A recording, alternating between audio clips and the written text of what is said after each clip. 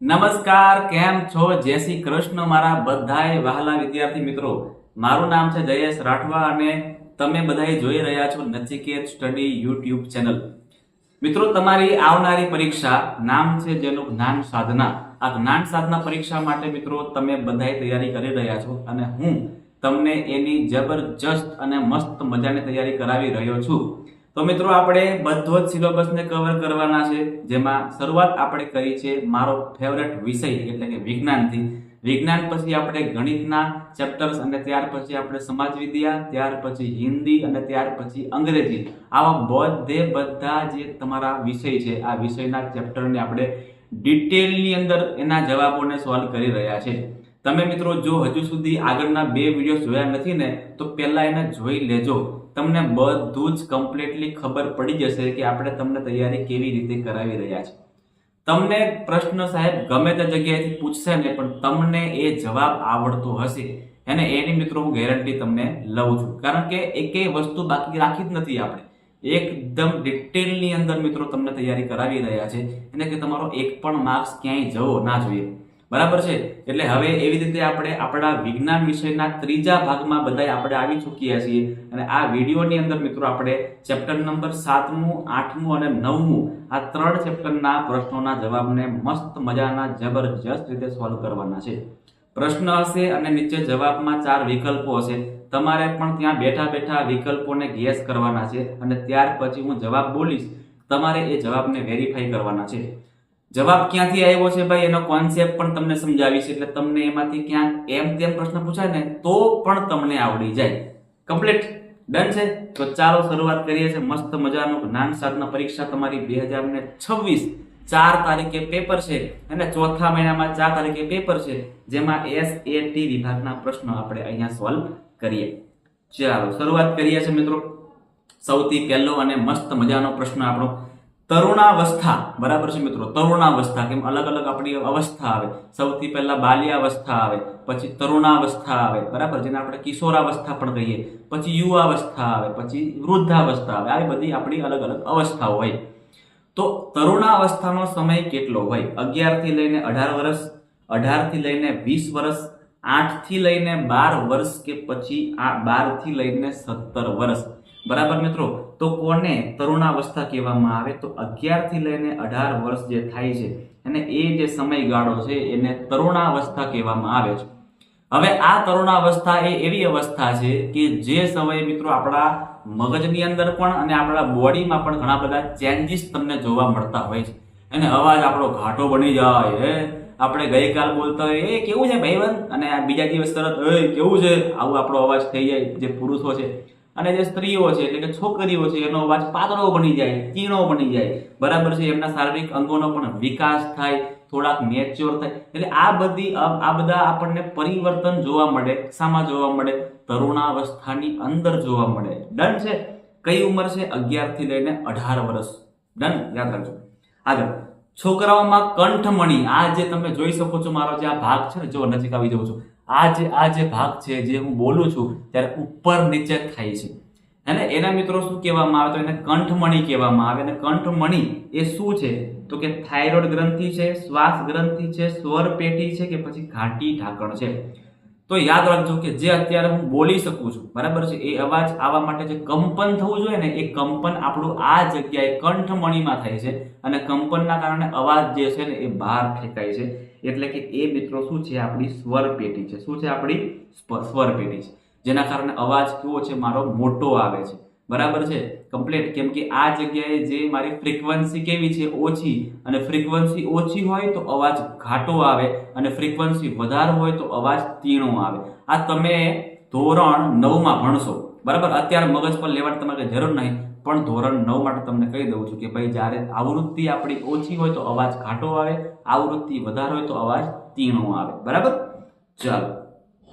કઈ ગ્રંથિઓની વધારે પડતી ક્રિયાશીલતાથી ચહેરા પર ખીલ થાય છે? અને ઘણા બધા જોવાની આવી જાય છે ભાઈ કે અમને ખીલ થઈ ગયા છે, આ ઉંમરે અમારે મસ્ત મજાનું બધું કરવાનું છે અને આ ટાઈમે ખીલ થઈ ગયા છે. તો એ ખીલ કેમ આવે છે એ તમને સમજાવું. તો લાળ ગ્રંથિના કારણે, એડ્રિનલ ગ્રંથિના કારણે કે પછી પિટ્યુટરી ગ્રંથિના કારણે કે પછી તૈલી ગ્રંથિના કારણે? પહેલા જવાબ આપણે જોઈ લઈએ, પછી તમને સમજાવું છું કે તૈલી ગ્રંથિ. તો મિત્રો જ્યારે તરુણાવસ્થામાં આપણે પ્રવેશ કરીએ એટલે કે જ્યારે તમે તરુણાવસ્થામાં પ્રવેશ કરો અને અત્યારે પણ તમે બધા ક્યાં છો તો કે તરુણાવસ્થાની અંદર જ છો તો મિત્રો ખીલ કેમ થાય છે તો કે આપણા શરીરની અંદર મિત્રો અંતઃસ્ત્રાવો ઉત્પન્ન થતા હોય છે અને આ અંતઃસ્ત્રાવોના બરાબર વધારા અને ઘટાડા થવાના એટલે કે અનિયમિતતા થવાના કારણે આપણા શરીર પર કે આપણા ફેસ પર ખીલ જોવા મળે છે બરાબર મિત્રો એ કઈ મોટી સમસ્યા છે નહીં દરેક તરુણ હોય દરેક તરુણને મિત્રો ખીલ થાય ને થાય જ પણ તરુણાવસ્થા પૂરું થયા પછી મિત્રો એ બધા જ ખીલ તમને ઓટોમેટિકલી મટી જતા હોય છે એટલે ઘણા બધા વિદ્યાર્થીઓ ઘણા બધા છે ને ટેન્શનમાં રહેતા હોય છે કે ભાઈ મને ઘણા બધા ખીલ થઈ ગયા છે ગભરાવાની કઈ જરૂર છે નહીં હે ને તમને અમુક ઉંમર થયા પછી મટી જ જશે બરાબર છે ચાલો આગળ વધીએ છીએ શુક્રપિંડ કયા નર અંતઃસ્ત્રાવનું નિર્માણ કરે છે જો નર અને માદા આ બે ભાગ પડે છે નર એટલે પુરુષ અને માદા એટલે સ્ત્રી તો મિત્રો નરની અંદર શું જોવા મળે શુક્રપિંડ જોવા મળે અને માદાની અંદર શું જોવા મળે અંડપિંડ જોવા મળે હવે શુક્રપિંડની અંદર શું ઉત્પન્ન થાય તો શુક્રપિંડની અંદર મિત્રો શુક્રકોષો ઉત્પન્ન થાય અને જે આ શુક્રકોષો છે એને ટેસ્ટોસ્ટેરોન કહેવાય છે નામ મોટું છે ને હા નામ મોટું છે પણ આવડી જાય ટેસ્ટોસ્ટેરોન અને વાત કરીએ આપણે માદાની અંદર તો માદામાં ઉત્પન્ન થાય અંડપિંડ અને અંડપિંડમાં ઉત્પન્ન થાય છે અંડકોષો જેમાં શું ઉત્પન્ન થાય તો એમાં ઈસ્ટ્રોજન શું ઉત્પન્ન થાય ઈસ્ટ્રોજન યાદ રાખજો આવા પ્રશ્ન પૂછાય તમને તો શુક્રપિંડમાં કયા નર અંતઃસ્ત્રાવ રહેલા છે મારા ભાઈઓ બહેનો તો ટેસ્ટોસ્ટેરોન નામના અંતઃસ્ત્રાવ રહેલા છે બરાબર છે જેને શુક્રકોષો પણ કહેવામાં આવે આગળ અંડપિંડ એ કયા માદા અંતઃસ્ત્રાવનું નિર્માણ કરે છે હમણાં તમને સમજાવ્યું ને કે પુરુષ હોય તો ટેસ્ટોસ્ટેરોન પણ માદા હોય સ્ત્રી હોય તો ઈસ્ટ્રોજન ક્યાં છે ઓપ્શન ભાઈ A B C okay option C estrogen આપણો સાચો જવાબ બનશે ઈસ્ટ્રોજન જે છે એ માદાની અંદર ઉત્પન્ન થતો માદા અંતઃસ્ત્રાવ છે હે ને ચલો કઈ ગ્રંથિનો અંતઃસ્ત્રાવ જાતીય અંતઃસ્ત્રાવનું નિયંત્રણ કરે છે હવે જે નરની અંદર રહેલો ટેસ્ટોસ્ટેરોન અને માદાની અંદર રહેલો ઈસ્ટ્રોજન તો હવે આનું પ્રમાણ મિત્રો વધારે અને ઘટાડો કરવાનું કામ એ કોના અંડરમાં છે એનું બધું સંચાલન કોણ કરે છે તો કે ભાઈ મગજ કરે છે કોણ કરે છે મગજ અને મગજમાં આવેલી ગ્રંથિ જેને કહેવાય છે પિટ્યુટરી ગ્રંથિ બધું જ ટોટલી આખા બોડીમાં જે કંઈ પણ થઈ રહ્યું છે એનું બધું કંટ્રોલ કરે છે મગજ અને મગજમાં આવેલી ગ્રંથિ મારા ભાઈઓ બહેનો શું નામ છે એનું તો પિટ્યુટરી ગ્રંથિ આવેલી છે એટલે કે પિટ્યુટરી ગ્રંથિ એ આપણા જે જાતીય અંતઃસ્ત્રાવ છે એનું સંચાલન એનું નિયમન એને કંટ્રોલ કરવાનું કામ કરે છે ચાલો અંડપિંડમાં અંડકોષ પરિપક્વ થતા કેટલો સમય લાગે છે જોજો મિત્રો અંડપિંડની અંદર મિત્રો દર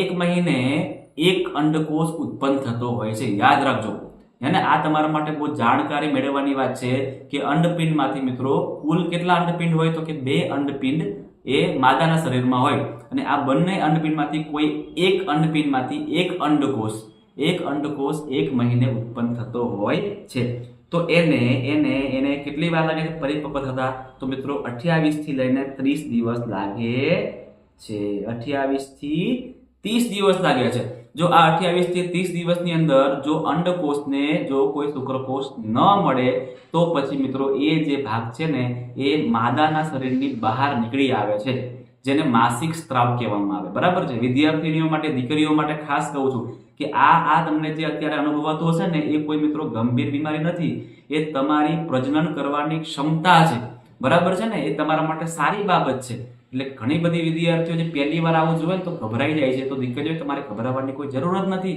કારણ કે આ તમારી પ્રજનન કરવાની ક્ષમતા દર્શાવે છે બરાબર છે જો અંડકોષનું ફલન થતું નથી તો પછી એ ક્યાં જશે તો કે બહાર નીકળશે જેને આપણે કહીએ છીએ માસિક સ્ત્રાવ આગળ મનુષ્યમાં રંગસૂત્રોની સંખ્યા કેટલી છે રંગસૂત્ર એટલે જનીન બરાબર જેને આપણે જીન કહેતા હોઈએ જનીન કહેતા હોઈએ તો જનીન શું છે તો કે જનીન છે ને એ મિત્રો એક પ્રકારનું આપણામાં બનતું હોય છે જે વારસામાં આપણને આપણા બાળકોમાં અથવા તો આપણને મળ્યું છે આપણા માતા પિતામાંથી તો એ આપણા માતા પિતામાંથી જે કંઈ પણ લક્ષણો જે કંઈ પણ ગુણધર્મો આપણને મળ્યા છે જેમ કે મારા વાળ જો કરલી હોય તો મારા ઘરમાં કોઈકના વાળ કરલી હશે, મારી આંખો નાની હોય તો મારા ઘરમાં મારા પપ્પા કે મમ્મીની આંખ નાની હશે, અને મારી બોલવાની સ્ટાઇલ, એ બધી વસ્તુ મિત્રો કેવી છે તો કે જનીનમાંથી ઉતરી આવતી હોય છે.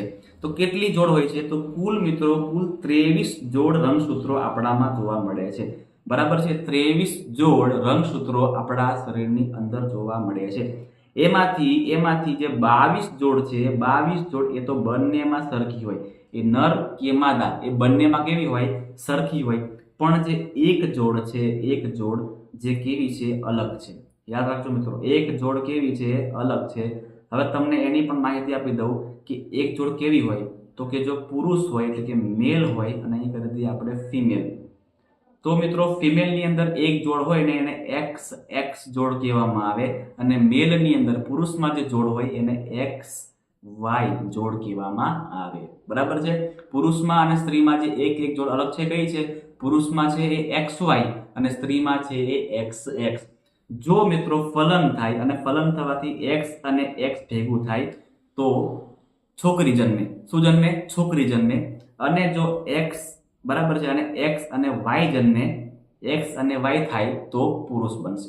ડન છે? યાદ રાખજો, યાદ રાખી લેજો મારા ભાઈઓ બહેનો. ચલો આગળ. ઓકે, આગળ જોઈએ છીએ અફલિત અંડકોષમાં હંમેશા કયું લિંગી રંગસૂત્રો જોવા મળે છે કે જે અફલિત છે, જે ફલન થયું નથી. તો મિત્રો એમાં હંમેશા સ્ત્રી હોય તો સ્ત્રીના અંડકોષમાં હંમેશા શું જોવા મળે તો કે એક્સ રંગસૂત્ર જ જોવા મળે, એક્સ રંગસૂત્ર જ જોવા મળે છે. આગળ, સ્ત્રી અને પુરુષમાં રંગસૂત્રોની કેટલી જોડ સમાન હોય છે? તમને અત્યારે સમજાયું ને કે કુલ જોડ 23, પણ 23 માંથી 22 જોડ કેવી હોય એ તો સરખી જ હોય. તો કુલ જોડ 23 માંથી 22 જોડ તો એકદમ સરખી હોય છે. આગળ વધીએ છીએ. ગોઈટર કઈ ગ્રંથિ સાથે સંકળાયેલો રોગ છે? ગોઈટર રોગ મિત્રો થાય ને તો ગળું બધું ફૂલી જાય, ગળું બધું મોટું થઈ જાય, તો એને કહેવામાં આવે ગોઈટર રોગ. હવે એ કઈ ગ્રંથિ જોડે સંકળાયેલો રોગ છે? તો મિત્રો થાઇરોઇડ ગ્રંથિ. આપણા ગળામાં કઈ ગ્રંથિ આવેલી હોય છે? થાઇરોઇડ ગ્રંથિ આવેલી હોય છે. અને આ થાઇરોઇડ ગ્રંથિમાં મિત્રો થાઇરોક્સિન નામનો અંતઃસ્ત્રાવ રહેલો હોય છે. હે ને? યાદ રાખી લેજો મારા વહાલાઓ, થાઇરોક્સિન નામનો અંતઃસ્ત્રાવ રહેલો હોય છે. જો મિત્રો આ અંતઃસ્ત્રાવ જો ઓછો બને તો આપણું ગળું કેવું થઈ જાય છે? ફૂલી જાય છે, જેને ગોઈટર એવો રોગ કહેવામાં આવે છે. બરાબર છે? ચલો આગળ વધીએ. કઈ ગ્રંથિના અંતઃસ્ત્રાવની અપર્યાપ્ત માત્રા એટલે કે ઓછી માત્રા આવે તો ડાયાબિટીસ રોગ થાય છે. ડાયાબિટીસ રોગ થાય છે શાના કારણે થાય છે? આપણા શરીરની અંદર એવું તે કયું અંગ છે અને એ અંગની અંદર એક અંતઃસ્ત્રાવ ઉત્પન્ન થાય છે, એ અંતઃસ્ત્રાવ જો ઓછું ઉત્પન્ન થાય તો ડાયાબિટીસ રોગ થાય છે, એને મધુપ્રમેહ રોગ થાય છે. તો યાદ રાખી લેજો મારા વહાલાઓ. જો આપણા બોડીની અંદર મિત્રો એક ગ્રંથિ છે જેને સ્વાદુપિંડ કહેવામાં આવે. શું કહેવામાં આવે છે? હે ને? સ્વાદુપિંડ નામની મિત્રો આપણા બોડીની અંદર એક ગ્રંથિ છે, અને આ ગ્રંથિની અંદર ઉત્પન્ન થાય છે એક અંતઃસ્ત્રાવ જેને ઇન્સ્યુલિન કહેવાય છે. શું કહેવાય છે? ઇન્સ્યુલિન. હવે મિત્રો આ ઇન્સ્યુલિન છે એની માત્રા જો ઘટી જાય તો કયો રોગ થાય છે? ડાયાબિટીસ રોગ થાય છે. બરાબર છે મિત્રો? ડાયાબિટીસ તમે સાંભળ્યું હશે, એને ઘણા બધા જે વૃદ્ધ લોકો છે ને એને ડાયાબિટીસ રોગ થતો હોય છે. કેમ કે એમના સ્વાદુપિંડની અંદર ઇન્સ્યુલિન બનતો નથી. ઇન્સ્યુલિનના પછી આપણે એને ઇન્જેક્શન આપવા પડે છે, હે ને? ચાલો, એટલે ઇન્સ્યુલિન પર આપણે ટીક માર્ક મારીને આગળ ભાગવાનું છે. આગળ, એડ્રિનલ ગ્રંથિનો સ્ત્રાવ શાના પર નિયંત્રણ રાખે છે? હવે મિત્રો આપણા શરીરની અંદર એડ્રિનલ ગ્રંથિ આવેલી છે. આ એડ્રિનલ ગ્રંથિ છે ને એ હંમેશા મિત્રો એવી કંઈક પરિસ્થિતિ નિર્માણ પામે કે જે સમય ઉત્પન્ન થાય, બરાબર, જે સમય આપણે ટેન્શન થઈ જાય ને, હે ને, ટેન્શન થઈ જાય આપણને, એકદમ ગભરાઈ જઈએ આપણે, હે ને, કે હવે શું કરવું એવું થઈ જાય આપણને. તો એવા સમયે એડ્રિનલ ગ્રંથિમાંથી અંતઃસ્ત્રાવ ઉત્પન્ન થાય છે. મતલબ કે તણાવની સ્થિતિના સમયે મિત્રો આ એડ્રિનલ ગ્રંથિ છે ને એ કંટ્રોલ રાખવાનું કામ કરે છે. એટલા માટે આ ગ્રંથિને લડો અથવા ભાગો એવી ગ્રંથિ પણ કહેવાય છે. લડો અથવા ભાગો, હે ને, લડો અથવા ભાગો, કંઈ પણ એવું આવી જાય એટલે આપણે કાં તો લડવાનું કાં તો ભાગવાનું, હે ને. Okay, complete. આગળ વધીએ. દેડકાની અંદર કાયાંતરણનું નિયંત્રણ કયા અંતઃસ્ત્રાવ વડે થાય છે? આપણે ગયા વિડીયોમાં જોયું હતું કે દેડકામાંથી મિત્રો અલગ અલગ રીતે પહેલા ઈંડા જે છે પાણીમાં મૂકતું હોય છે, પછી એ ઈંડામાંથી પછી બચ્ચું જન્મે, એટલે પછી અલગ માછલી જેવું દેખાય, અને માછલી જેવા દેખાતા પછી ધીરે ધીરે કરતા કરતા એના પગ બને, હાથ બને, અને એમ કરતા કરતા પછી દેડકો બનતો હોય છે, જેને કાયાંતરણની પ્રક્રિયા કહેવામાં આવે.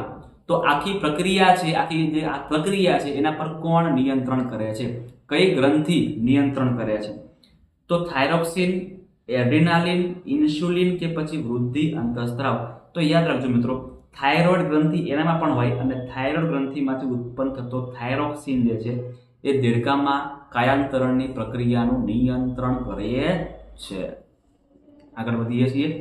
કયા અંતઃસ્ત્રાવના ઉત્પાદન માટે આયોડિન આવશ્યક છે? આપણે પહેલા વાત કરીને એક રોગ વિશે, જેમાં ગળું ફૂલી જાય છે. કયો રોગ? યાદ કરો તો, હે ને? હા, સરસ, ગ્વાઇટર. આ ગ્વાઇટર રોગ છે મિત્રો, એમાં ગળું બધું આપણું ફૂલી જાય છે. તો એ કેમ થાય? તો કે થાઇરોક્સિન આપણને ઓછું મળે. હવે થાઇરોક્સિન કેમ ઓછું બને? કેમ કે આપણા શરીરમાં એક ચોક્કસ તત્વની ખામી હોય, બરાબર છે. એ ખામીના કારણે થાઇરોક્સિન આપણું બનતું નથી. તો કયું તત્વ છે ખબર છે? આયોડિન તત્વ. કયું તત્વ છે મિત્રો? આયોડિન તત્વ આવશ્યક છે, એટલે કે થાઇરોક્સિન ગ્રંથિના અંતઃસ્ત્રાવ માટે ઉપયોગી બને છે, હે ને. ચલો, રુધિરના નિર્માણમાં કયું તત્વ જરૂરી છે? રુધિરમાં કયું તત્વ વધારે આવેલું હોય છે? તો જોજો, તમને કહી દઉં છું, કેલ્શિયમ મિત્રો હાડકા માટે હોય. શાના માટે હોય? હાડકા માટે. અને જે આયન છે એ આપણા રુધિર માટે હોય, છે ને. આયન જે છે મિત્રો શામાં હોય? રૂધિર થઈ ગયું ને, બરાબર, 1 મિનિટ. રુધિર. તો ઓપ્શન બી આપણો સાચો જવાબ થશે ભાઈ. આ રુધિરના નિર્માણમાં કયું ખનિજ તત્વ ઉપયોગી છે ભાઈ? તો કે આયન, લોહ તત્વ જેને કહેવામાં આવે. લોહ તત્વ નામ જ છે, લોહ તત્વ. આગળ, HIV ના સંક્રમણથી કયો રોગ થાય છે? HIV ના સંક્રમણ થાય તો કયો રોગ થશે? હડકવા, એડ્સ, પોલિયો કે પછી હાઈ બીપી એટલે કે ઉચ્ચ રક્તસ્રાવ, હે ને. તો યાદ રાખજો મિત્રો, આ હ્યુમન ઇમ્યુનો ડેફિશિયન્સી વાયરસ એવું નામ છે. HIV એટલે વાયરસ છે, HIV એટલે હ્યુમન ઇમ્યુનો ડેફિશિયન્સી વાયરસ કાં તો ડેફિશિયન્સી સિન્ડ્રોમ, આપણે ગમે તે કહી શકીએ. તો એના સંક્રમણના કારણે મિત્રો એડ્સ નામનો રોગ થાય છે, બરાબર છે. એડ્સ નામનો રોગ થાય છે, જેનો પણ મિત્રો ઈલાજ અત્યારે શક્ય છે નહીં. એને આપણે ઓછો કરી શકીએ, પણ ઈલાજ એનો અત્યારે શક્ય નથી, હે ને. ચલો, હવે નવા પાઠના નવા પ્રશ્ન જોઈએ. પદાર્થ પર બળ લગાડતા નીચેનામાંથી કઈ અસર ઉત્પન્ન થાય છે? કે ભાઈ કઈ પદાર્થ છે અને આપણે બળ લગાવીએ, શું કરીએ છીએ આપણે? બળ એમ લગાવીએ છીએ. તો કઈ અસરો આપણને જોવા મળે? શું ગતિમાન પદાર્થ સ્થિર થાય છે? પદાર્થનો આકાર બદલાય છે? કે પછી સ્થિર પદાર્થ ગતિમાં આવે છે? કે પછી આપેલ તમામ? તો મિત્રો જો, પદાર્થને ગતિ કરાવતા, પદાર્થ પર બળ લગાવતા, જો પદાર્થ ઉભેલો હોય તો ચાલુ થઈ જાય, ચાલુ હોય તો ઉભો થઈ જાય, ગતિ બદલે, દિશા બદલે, આકાર બદલે, પરિમાણ બધું જ બદલે. બળ લાગવાથી બધી ક્રિયા થઈ શકે. એટલે અહીંયા આપેલ તમામ આપણો જવાબ સાચો બનશે, હે ને. ક્લિયર છે? આગળ વધીએ છીએ. પદાર્થની ગતિની અવસ્થા કોના દ્વારા વર્ણવવામાં આવે છે? કે પદાર્થ ગતિ કરી રહ્યો છે તો એ ગતિ વર્ણવવા માટે કઈ વસ્તુ કહી શકાય? તો સૌથી પહેલા જુઓ મિત્રો, હું તમને એક વસ્તુ કહું કે હું રસ્તા પર અત્યારે ઊભો છું, બરાબર છે. હવે કોઈ કાર એકદમ ઝડપથી જઈ રહી છે, હે ને, બરાબર. ઝડપ થોડો અત્યારે પણ જઈ રહી છે. તો હું શું કહી શકું? બે વસ્તુ કહી શકું કે આ કાર એ ચોક્કસ દિશામાં જઈ રહી છે, કાં તો એમ કાં તો મારી સામે આવી રહી છે, કાં તો એ બાજુ જઈ રહી છે. મતલબ કે દિશા પણ જોવી પડે. બીજી વસ્તુ કે કાર એ કેટલી ઝડપે ગતિ કરી રહી છે, ઓછી ઝડપ છે કે વધારે ઝડપ છે. મતલબ કે મિત્રો ગતિ બતાવવા માટે બે વસ્તુ ઇમ્પોર્ટન્ટ છે, દિશા પણ જરૂરી છે અને ઝડપ પણ જરૂરી છે. મતલબ કે ઝડપ અને દિશા આપણો જવાબ થશે. ડન. આગળ વધીએ. નીચેનામાંથી કયું બળ સંપર્ક બળનું ઉદાહરણ છે? સંપર્ક બળ એટલે જે એકબીજાને ટચ થઈને થતું હોય, દૂર નહીં પણ ટચ થતું હોય, અને સંપર્ક થતો હોય એવું બળ. તો ઓપ્શન એ છે ગુરુત્વાકર્ષણ બળ, સ્નાયુ બળ, ચુંબકીય બળ કે સ્થિત વિદ્યુત બળ. તો આ ગુરુત્વાકર્ષણ બળ, ચુંબકીય બળ અને સ્થિત વિદ્યુત બળ આ બધા કેવા છે? અસંપર્ક બળ છે. જ્યારે સ્નાયુ બળ એ સંપર્ક બળ છે, સંપર્કમાં રહીને થતું હોય. જેમ કે આ પેન છે મિત્રો, તમારે ઉચકવી હોય, બળ કરું છું તો મેં એને સંપર્કમાં લઈને જ ઉચકી શકું ને, એમને તો હવામાં ઉપર આવવાની છે નહીં, તો આને કહેવાય સંપર્ક બળ. અને આમાં મારા હાથના સ્નાયુઓનો ઉપયોગ થયેલો છે, એટલે આને કહેવામાં આવે સંપર્ક બળ. હે ને? ડન છે ભાઈ, કઈ અઘરું નથી. કયા પ્રકારની સપાટી માટે ઘર્ષણ બળનું મૂલ્ય ઓછું હશે? ઘર્ષણ બળ સૌથી ઓછું ક્યાં લાગતું હોય છે? કાચની સપાટી પર, લાકડાની સપાટી પર, રેતાળ સપાટી પર, કે પછી પથ્થરની સપાટી પર? તો જે એકદમ વધારે લીસું હોય ને, તો લીસાવાળી સપાટી પર ઘર્ષણ બળ સૌથી ઓછું લાગે. બરાબર છે. અને ખરબચડી સપાટી હોય તો એ સપાટી પર ઘર્ષણ બળ સૌથી વધારે લાગે. તો અહીંયા મૂલ્ય ઓછું કીધું છે, એટલે કાચની સપાટી પર ઘર્ષણ બળનું મૂલ્ય કેવું હશે? ઓછું હશે. ક્લિયર? આગળ વધીએ. 2. સ્થિર વિદ્યુત ભારો વચ્ચે લાગતું બળ. તો કે સ્થિર વિદ્યુત ભાર વચ્ચે લાગતું બળ જેને કહેવાય સ્થિત વિદ્યુત બળ.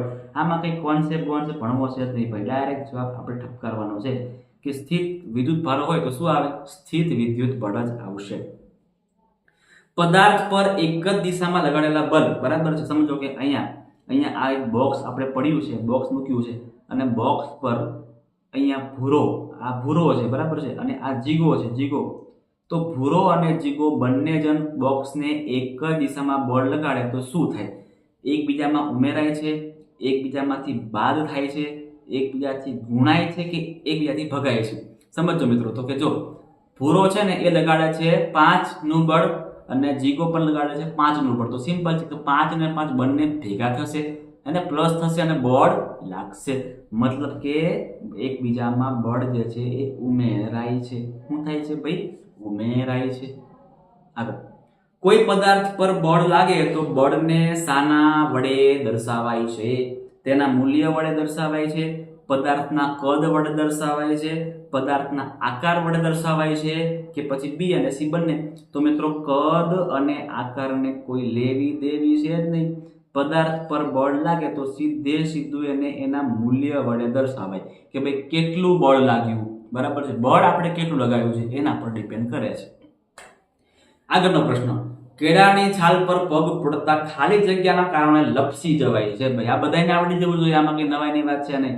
ઓછું ઘર્ષણ બળ લાગ્યું હશે, વધુ ઘર્ષણ બળ લાગ્યું હશે, ઓછું સ્નાયુ બળ લાગ્યું હશે, કે પછી વધારે સ્નાયુ બળ લાગ્યું હશે? આમાં સ્નાયુઓને આપણે સાઈડ પર મૂકી દેવાના છે. સીધો જવાબ ક્યાં આવે? ઘર્ષણ. પણ ઘર્ષણ કેવું લાગ્યું હશે? ઓછું લાગ્યું હશે. ઘર્ષણ બળ ઓછું લાગે તો જ પડી જવાય. ઓકે. આગળ. સ્થિત વિદ્યુત બળ એક કોનું ઉદાહરણ છે? સ્થિત વિદ્યુત બળ સંપર્ક બળ, અસંપર્ક બળ, ચુંબકીય બળ કે સ્નાયુ બળ? પહેલા વાત કરી ચૂક્યા કે સ્થિત ઘર્ષણ બળ છે મિત્રો એ અસંપર્ક બળનું ઉદાહરણ છે. તમે બધાએ સ્કૂલમાં કર્યું બી હશે, હે ને? તમે કાગળ ફાડી નાખ્યા હશે, પછી સ્કેલને માથા પર ઘસી તમે એમ કરશો ને તો કાગળ જે છે ને એ સ્કેલ પર ચોંટવા માટે આવશે. તો આને કહેવામાં આવે સ્થિત ઘર્ષણ બળ. બરાબર છે. અને સ્થિત વિદ્યુત બળ. અને આ સ્થિત વિદ્યુત બળ જે છે મિત્રો એ કેવું છે? અસંપર્ક બળ છે. કેવું બળ છે? અસંપર્ક બળ કહેવાય. આગળ. સ્નાયુ બળ કોને કહેવામાં આવે? સ્નાયુ બળ કેવું છે? સંપર્ક બળ કે અસંપર્ક બળ? આપણે પહેલા જોઈ ચૂક્યા કે સ્નાયુ એટલે ટચ થાય, અને ટચ થાય મતલબ કે સંપર્ક થાય છે, એટલે એને સંપર્ક બળનું ઉદાહરણ કહેવામાં આવશે. આગળ. યંત્રોના ભાગોમાં લાંબા સમય બાદ ખાલી જગ્યાના કારણે ઘસારો જોવા મળે છે. યંત્રો. બરાબર છે મિત્રો. યંત્રો હોય તો યંત્રોની અંદર લાંબા સમય પછી શું જોવા મળે? ઘસારો જોવા મળે. તો એ શા માટે હોય? તો મિત્રો એ એક ઘર્ષણ બળના કારણે હોય. વસ્તુઓ જે છે અંદર જે બધા પાર્ટ્સ છે ને, પાર્ટ્સ એ વારંવાર ઘસાયા કરતા હોય ને, તો ઘસાયા કરવાના કારણે મિત્રો ધીરે ધીરે ઘર્ષણ બળ વધારે લાગતું હોય, અને એના કારણે બધા પાર્ટ્સ છે, યંત્રોના ઉપકરણો છે, એ બધું એ ધીરે ધીરે ઘસાઈ જાય છે, અને જે ઘર્ષણ બળને આભારી છે. ઝાડ પરથી ફળ અને પાંદડા જમીન પર પડવાનું કારણ આ તમને ખબર હોવી જોઈએ ભાઈ. ન્યૂટન ભાઈ, અને આ ન્યૂટન ભાઈ જે છે મિત્રો એકવાર શાંતિથી બહાર બેસી રહ્યા હતા ખુરશી વાળીને, અને સાહેબ ઝાડ પરથી મસ્ત મજાનું સફરજન પડે છે, અને એ ભાઈ જે છે એને ખાતા નહીં, એને પણ એ વિચારે છે કે આ સફરજન મારી પર જ કેમ પડ્યું છે, એમ કેમ ના ગયું, ઉપર કેમ ના ગતું રહ્યું ભાઈ? એને આવા બધા પ્રશ્ન, નીચે જ કેમ આવી ગયું છે? આવા બધા પ્રશ્નો ઉભા થયા અને પછી જન્મ થયો ગુરુત્વાકર્ષણ બળનો સાહેબ. અને એને શોધ કરી હતી કોની? ગુરુત્વાકર્ષણ બળ, ગ્રેવિટેશનલ ફોર્સ જેને કહેવામાં આવે છે. એટલે કે ગુરુત્વાકર્ષણ બળ કોઈ પણ પદાર્થ છે મિત્રો એ ક્યાં? જમીન પર જ ખેંચાઈને આવે છે. ખભા પર લટકાવવા માટેના થેલામાં પહોળી પટ્ટી કેમ લગાવવામાં આવે? તમે વિચાર કરો મિત્રો કે જો તમારું બેગ છે, બરાબર, તમારું બેગ છે અને એમાં 10 કિલોગ્રામ વજન તમે ભર્યું છે અને તમને મેં એવું કહું કે આ બેગના પટ્ટા છે ને, પટ્ટા એ જાડા નથી, એકદમ પાતળા દોરી જેવા છે. તમે ના પાડશો કે ના સાહેબ ના, દોરી નહીં, અમને ખૂંચશે, અહીંયા ખૂંચશે. મતલબ શું કહેવાય કે જો મિત્રો પટ્ટાની પહોળાઈ વધારે કરવામાં આવે તો દબાણ જે આપણને લાગે છે ને કેવું લાગશે? ઓછું લાગશે. કેમ કે સૂત્ર જ છે ભાઈ, સૂત્ર જ એવું છે, દબાણ બરાબર બળના છેદમાં ક્ષેત્રફળ. બળના છેદમાં ક્ષેત્રફળ. અને જ્યારે કોઈ રાશિ છેદમાં હોય એનો મતલબ કે જો એ ઘટતી હોય તો મેન રાશિ વધતી હોય. જો એટલે ક્ષેત્રફળ જો ઘટે તો દબાણ વધે. એટલે જો આપણે દોરીની લંબાઈ પાતળી કરી દઈએ તો ક્ષેત્રફળ ઘટે અને આપણને ખૂંચે, દબાણ વધારે થાય. એટલા માટે મિત્રો જે પહોળાની જે લંબાઈ છે એ પહોળી કરવામાં આવે, પટ્ટાની લંબાઈ, અને પહોળી કરો એટલે મોટી લંબાઈ થઈ જાય. મતલબ કે ક્ષેત્રફળ વધ્યું તો દબાણ આપણને ઓછું લાગશે. કમ્પ્લીટ? મતલબ કે દબાણ નામની રાશિ, હે ને? ચાલો કમ્પ્લીટ છે, આગળ વધીએ છીએ. શું કે છે ભાઈ? લટકાવવા, અચ્છા, શું વધે એવું કે છે ને? ઓકે, ક્ષેત્રફળ વધશે, દબાણ ઘટશે અને ક્ષેત્રફળ વધશે. આમાં આપણને પૂછ્યું છે શું વધે છે, તો ભાઈ ક્ષેત્રફળ વધે છે. પણ એવું પૂછ્યું જ ને કે શું ઘટે, તો દબાણ ઘટે એવું આવશે. દબાણ એટલે શું? ઓહો જબરજસ્ત. દબાણ એટલે બળના છેદમાં ક્ષેત્રફળ. હમણાં આપણે વાત કરી, દબાણ એટલે બળના છેદમાં ક્ષેત્રફળ. ઓપ્શન આપણો બી સાચો જવાબ થઈ જશે. આગળ, એક વિદ્યાર્થીના માથા પર ક્ષેત્રફળ 220 સેમી સ્ક્વેર છે. જો માથાની બહારની આવરણ ઊંચાઈ સ્તંભમાં હવાનું વજન 2200. એટલે સિમ્પલ તમને આપેલું છે ભાઈ, રકમ વાંચો જ ના, ડાયરેક્ટ ક્ષેત્રફળ આપણને આપેલું છે 225 સેન્ટીમીટર સ્ક્વેર છે, જોઈ લેજો પહેલા. અને બળ આપણને આપેલું છે 2250 ન્યૂટન. તો આપણને દબાણ શોધવાનું કહે છે, પણ દબાણ જો તમે ન્યૂટન મીટર સ્ક્વેરમાં શોધવાનું છે અને અહીંયા સેમી સ્ક્વેર છે. તો સેમી સ્ક્વેરમાંથી મીટર સ્ક્વેર કરવું હોય તો શું કરવું પડે? તો 1 સેમી બરાબર 1 મીટર બરાબર 100 સેમી થાય. તો 1 મીટર સ્ક્વેર કરવું હોય તો 100 ગુણ્યા 100 કરવું પડે. એટલે આ 225 સાહેબ આપણે હે ને 100 ગુણ્યા 100 વડે ગુણવું પડે તો એ પછી મીટર સ્ક્વેર બની જશે. જોજો, તો 225 ગુણ્યા બીજા 2 0 બીજા 2 0 એટલે 225 બરાબર છે. 225 આ 2 0 અને અહીંયા 2 0 બરાબર છે. બરાબર, ક્યાંક ભૂલ કરી રહ્યા છે આપણે. 225 ના આપણે પોઈન્ટમાં જવું પડશે ને, મીટર સ્ક્વેરમાં, એટલે ઊંધું જવું પડશે આપણે. આ તો સેમી સ્ક્વેર થઈ ગયું લા, આ તો સેમી સ્ક્વેર. એટલે અહીં શું કરવું પડશે? આપણે પોઈન્ટમાં જવા દઈએ તો કે 1 2 3 અને કેટલા મીંડા હોવા જોઈએ? 1 2 3 4 5 6 7 1 2 3 4 5 6 7 પછી અહીંયા પોઈન્ટ કરી દઈએ. હવે આ છેદમાં આવશે ને આ ઉપર આવશે એટલે કે 2250 ના છેદમાં અહીંયા આવું કરી દઈએ 250 અને ઉપર 4 મીંડા ઉપર જવા દઈએ. આ બધી ગણતરીઓ મારવી પડે ભાઈ, બીજું કશું નહીં કરવાનું. 225 એકા 225 આ જીવન ઉપર મૂકી દઈએ. આ અહીંયા 4 મીંડા અને 1 મીંડું એટલે 10 ની ઉપર 5 મીંડા હોય ને એ આપણો જવાબ, એટલે કે સી તમારો જવાબ થશે. બરાબર છે મિત્રો? કમ્પ્લીટ છે. રકમને કમ્પ્લીટ સમજવાની અને ત્યાર પછી દાખલો ગણી દેવાનો એટલે આવડી જશે, કશું નહીં. કયા પદાર્થો દબાણ લગાડે છે? શું ઘન દબાણ લગાડે, પ્રવાહી લગાડે, કે પછી વાયુ, કે પછી બધાય લગાડે? તો કે ભાઈ દરેક પદાર્થમાં કણ તો રહેલો છે અને કણ હોય એટલે દબાણ લાગે. એટલે દબાણ તમામે તમામ પદાર્થ લગાડે, એ ઘન હોય, પ્રવાહી કે વાયુ, કંઈ ફરક ના પડે, બધા જ દબાણ લગાડે.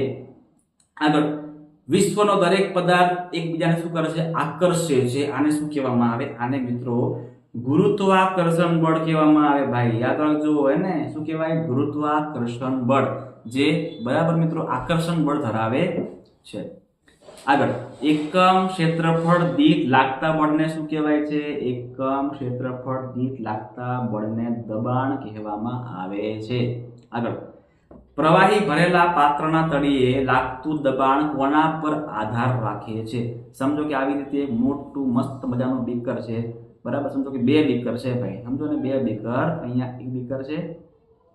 બીકર કમ્પ્લીટ નહીં બનતું ભાઈ મારાથી, ઉભા રહો, કમ્પ્લીટ બનાવવાનું ટ્રાય કરીએ આપણે. પછી મોઢું ખોલી દઈએ એટલે બીકર, બરાબર. ચલ આવું સેમ કોપી મારી દઈએ છે બીજી વાર સાઈડ પર. અહીંયા પેસ્ટ થઈ જાય ફટાફટ. ઓકે, થઈ ગયું. જો હવે મિત્રો છે ને આમાં આટલું જ ખાલી પાણી ભરેલું છે, આમાં આટલું જ ખાલી પાણી ભરેલું છે, અને આની અંદર આટલું બધું પાણી ભરેલું છે. ચલો બરાબર છે, આમાં આટલું બધું પાણી અહીંયા ભરેલું છે. હવે તમને એક વસ્તુ કહું કે અહીંયા જો હું કાણું પાડી દઉં, અહીંયા હું કાણું પાડી દઉં બંને જગ્યાએ, તો અહીંયાથી પાણી જે છે મિત્રો એ ધીમે ધીમે પડશે, પણ અહીંયા જે પાણી છે મિત્રો એ ખૂબ જોરથી અને દબાણથી પડશે. કેમ? કારણ કે અહીંયા જે આનો સ્તંભ છે, પ્રવાહીનો સ્તંભ કેવો છે ભાઈ? વધારે ઊંચો છે, અને આમાં નીચો છે ભાઈ, હે ને. મતલબ કે પ્રવાહી ભરેલા પાત્રની ઊંચાઈ વધારે છે. અરે સોરી, પાત્ર નહીં, પ્રવાહીની સ્તંભની ઊંચાઈ. આપણે પ્રવાહી જોવાનું, પાત્ર સરખા છે, પ્રવાહીના સ્તંભની ઊંચાઈ કેવી છે? વધારે છે, જેના કારણે દબાણ વધારે લાગશે. આગળ લોટના લુવાને રોટલી બનાવીએ છીએ, તો લોટના લુવાને વણીને રોટલી બનાવતા લુવા પર કયું બળ લાગે છે? સંપર્ક બળ લાગે છે ભાઈ, બરાબર છે. સંપર્ક બળ એટલે શું? તો સંપર્ક બળ મતલબ કે સ્નાયુ બળ લાગે છે, અને રોટલીનો લોટ જે છે એ બાંધવામાં આવે છે. આગળ ચલો આગળનો પ્રશ્ન. ક્રિકેટર એ જમીન પર રહેલા દડાને ઉત્તરથી દક્ષિણ તરફ ધકેલી આપે છે, બરાબર. સમજો કે અહીંયા ઉત્તર દિશા છે, અહીંયા દિશા કઈ છે? ઉત્તર, અને અહીંયા છે દક્ષિણ. હવે ક્રિકેટર જે છે ને મિત્રો એ ઉત્તરથી આ દિશામાં બોલને મારે છે, દડાને મારે છે. તો યાદ રાખજો મિત્રો કે જે ઘર્ષણ બળ છે, ઘર્ષણ બળ એ હંમેશા વિરુદ્ધ દિશાએ જ લાગે, મતલબ કે ઉત્તર દિશાએ જ એનું ઘર્ષણ બળ લાગતું હશે. એ પ્રશ્ન છે, બીજું કંઈ છે નહીં. એટલે કે ઉત્તર દિશામાં ઘર્ષણ બળ લાગશે, હે ને. ચલો આગળ વધીએ. સ્પ્રિંગ કાંટો પદાર્થના કયા પરિમાણનું માપન કરતું સાધન છે? આપણને બધાને ખબર જ છે કે સ્પ્રિંગ કાંટો એ વજન માપે છે, અને વજન પણ મિત્રો એક પ્રકારનું બળ જ છે. વજન પણ એક પ્રકારનું બળ છે. આ વજન અને દળ વચ્ચે ડિફરન્સ તમને ધોરણ 9 માં આવશો ને તો જ તમને ખબર પડશે.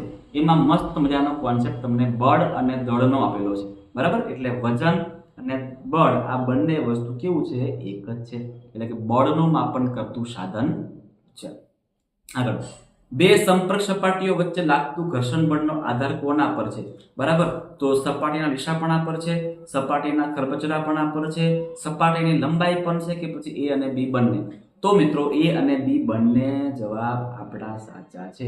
કે ઘર્ષણ બળ જે છે એ બંને પર ડિપેન્ડ કરે કે સપાટી લીસી છે કે સપાટી ખરબચડી છે, અને આ બંને પર ડિફરન્સ કરે છે આ આપણું ઘર્ષણ બળ, હે ને. ચલો આગળ વધીએ.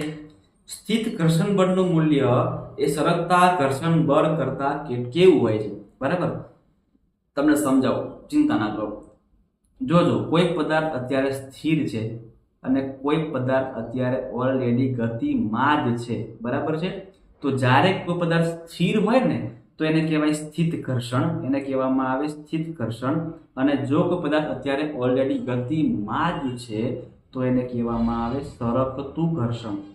હવે તમે મને એવું કહો કે આ બંનેમાંથી જો મારે કોઈને હલાવવું હોય કે મારે વધારે એને ગતિ કરવાની હોય, કોનામાં ઈઝી પડશે?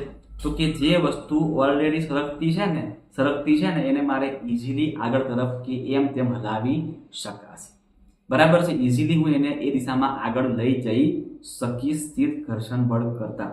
મતલબ કે કેવું હોય છે? સ્થિત ઘર્ષણ બળનું મૂલ્ય એ કેવું હોય છે? આની કરતા વધારે હોય છે. કેવું હોય છે ભાઈ? વધારે. આને હલાવવા માટે મારે વધારે ઉર્જા જોઈએ અને આને હલાવવા માટે ઓછી ઉર્જા જોઈએ. અહીંયા જે ઘર્ષણ બળ છે એ વધુ લાગી રહ્યું હશે અને અહીંયા જે ઘર્ષણ બળ છે એ ઓછું લાગી રહ્યું હશે. કમ્પ્લીટ છે? બધાએ કમ્પ્લીટ સમજી રહ્યા છો ને ભાઈ? અને કોન્સેપ્ટને સમજીને કરવાના છે આપણે, એકેય વસ્તુ ગોખવાની છે જ નહીં.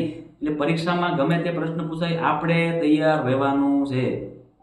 આગળ, ઘર્ષણ સંબંધિત નીચેનામાંથી કયું વિધાન સાચું નથી? ઓપ્શન એ છે કાચના ગ્લાસને હાથથી પકડી શકાય છે. Okay, done. આ બી શું છે? તો કે ઘર્ષણ બળ જ કહેવાય. પગની નીચે કેળાને છાલ આવતા પડી જવાય છે, લપસી પડાય છે, આપણને ખબર જ છે. આમાં ઘર્ષણ બળ જ ભાગ ભજવે છે.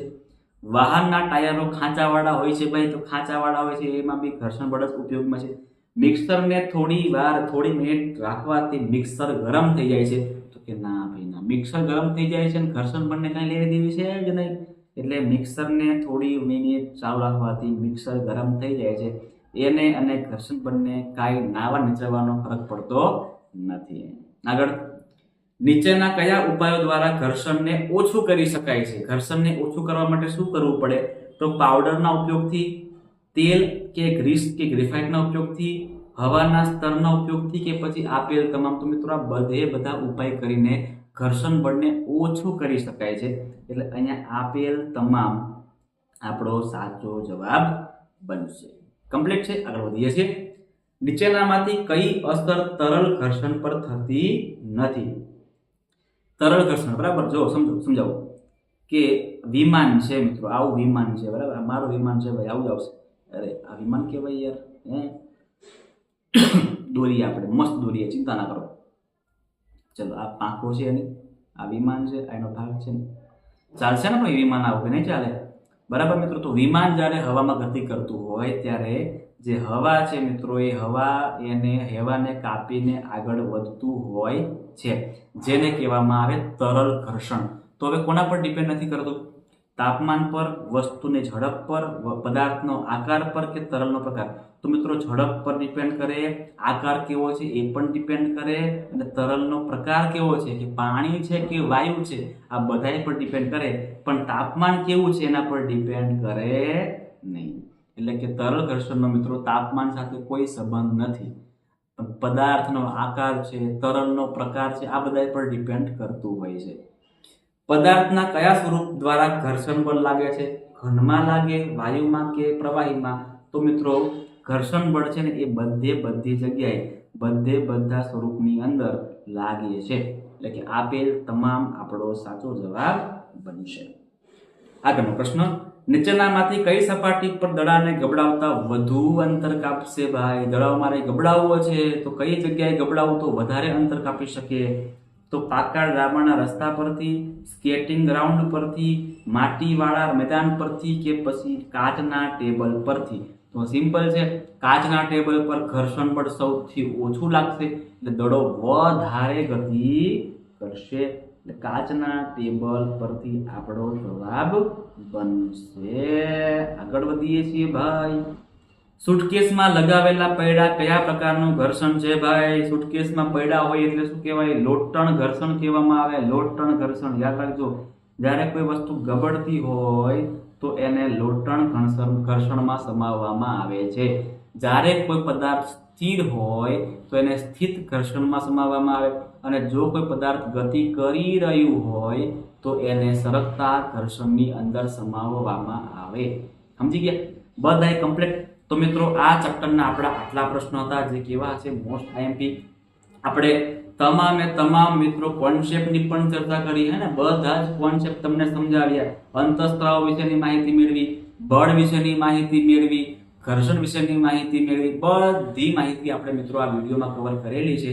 તમારે હવે બીજે ક્યાંય જવાની જરૂર પડશે નહીં. તમારે સીધું મિત્રો બિસ્તરા પોટલા પેક કરીને તમારે અહીંયા ગ્રુપમાં આવી જવાનું છે, અને તમારે આ બધા જ વિડીયો કમ્પ્લીટ જોઈને તમારી જ્ઞાન સાધનાની જે પરીક્ષા છે એને સારા માર્ક્સે પાસ થવાની છે.